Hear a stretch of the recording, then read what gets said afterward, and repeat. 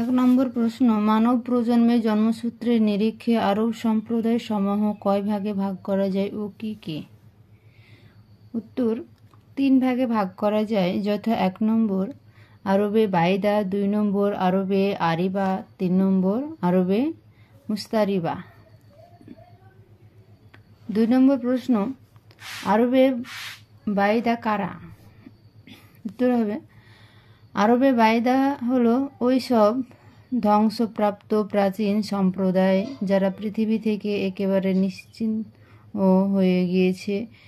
এরা হলো আদ, সামুদ, তাসাম, জাদিস, আমালিকা প্রভৃতি সম্প্রদায়। 3 নম্বর প্রশ্ন, আরবে আরিবা কারা? উত্তর হবে, আরবে আরিবা হলো ওই সব গোত্র যারা ইয়ারুব বিন ইয়াসুজুর বিন কাহতানের বংশধর। এদের কাহতানি আরবও বলা হয়। 4 নম্বর প্রশ্ন, আরবে মুস্তারিবা কারা? উত্তর হবে, যারা ইসমাইল আলাইহিসসালামের জন্মধর থেকে এসেছেন। এদের আদনানি আরবও বলা হয়। 5 নম্বর প্রশ্ন, আরবে আরিবা বা কাহতানি আরবদের প্রকৃত আবাসস্থল কোথায় ছিল? উত্তর হবে ইয়েমেন। 6 নম্বর প্রশ্ন, আরবে আরিবা থেকে পরবর্তীকালে প্রসিদ্ধ দুটো গ্রন্থের নাম কি? উত্তর হবে, 1 নম্বর হিময়ার, 2 নম্বর কাহলান। 7 নম্বর প্রশ্ন, হিময়ারের প্রসিদ্ধ শাখা কি? উত্তর হবে জাহতুল, জামফুর, কুজাইয়াহ ও জাকাসিক।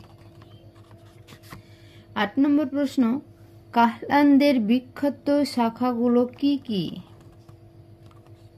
উত্তর হবে হামদান, আনমার, তাই, মাঝহিজ, কিন্দাহা, লাখম, জুজাম, আজদ, আউস, খাজরাজ ও জাফনার বংশধরন।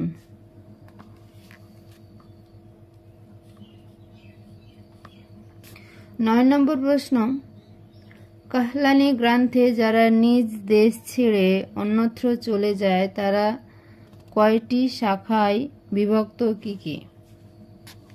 উত্তর,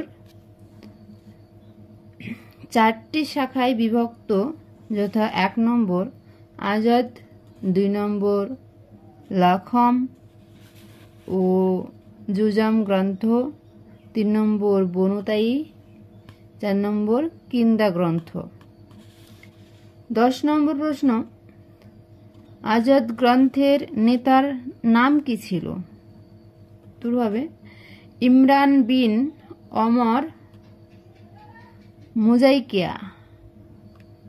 আজ এই পর্যন্ত, আবার পরের ভিডিওতে আলোচনা করব।